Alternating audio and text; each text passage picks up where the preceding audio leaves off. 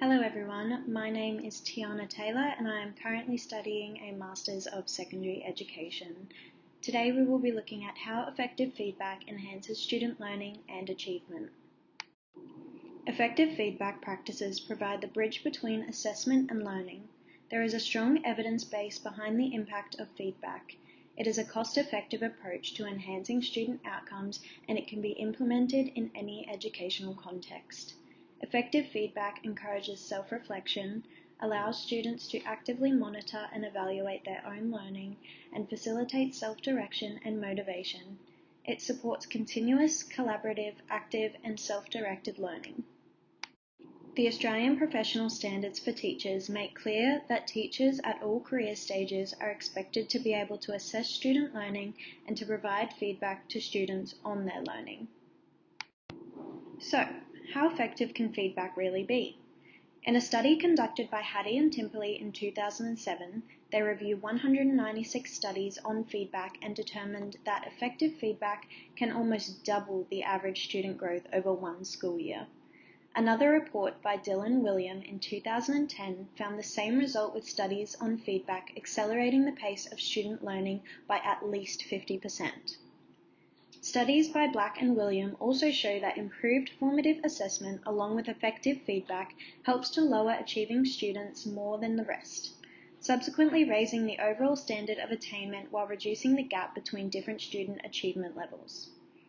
Within the educational system, it is required to provide formal written feedback at least twice per year.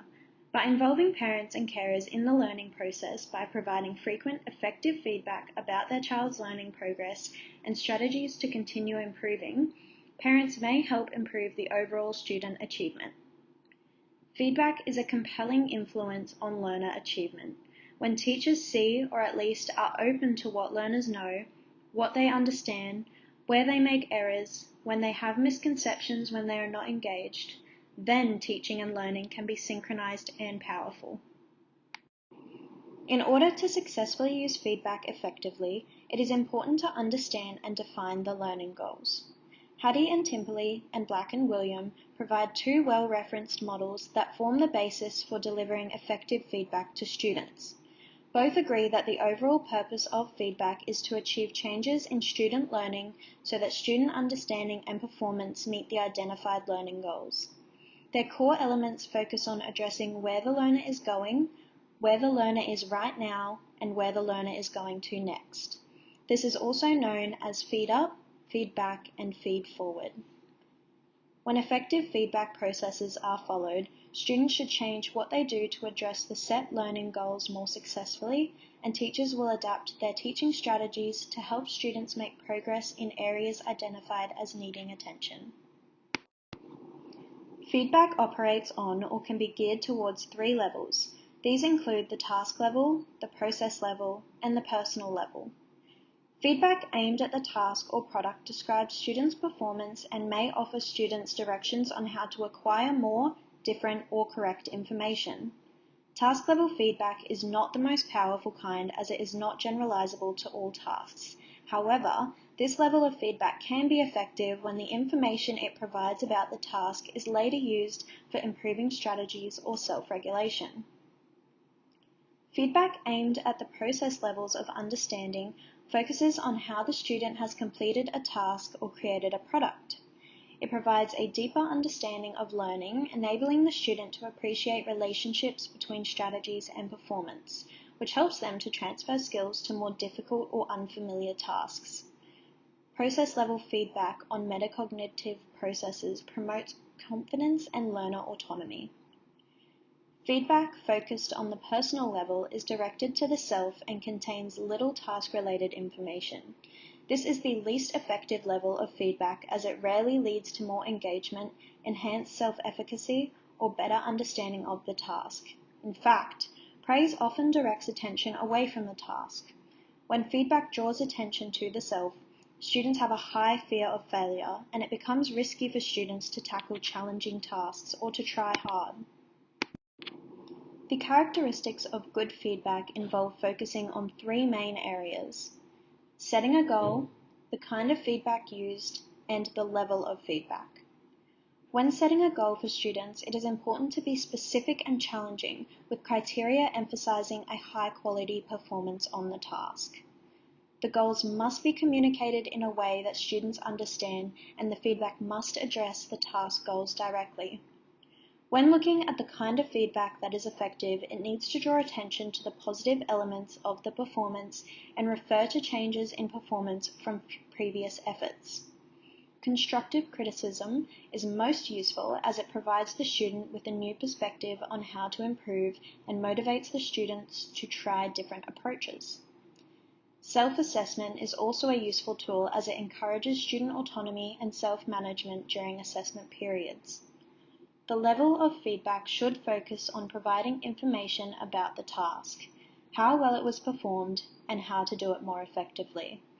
It is important to address how the students can improve the learning process needed to understand and perform the tasks, as well as how to improve self-regulation through planning, monitoring, and managing.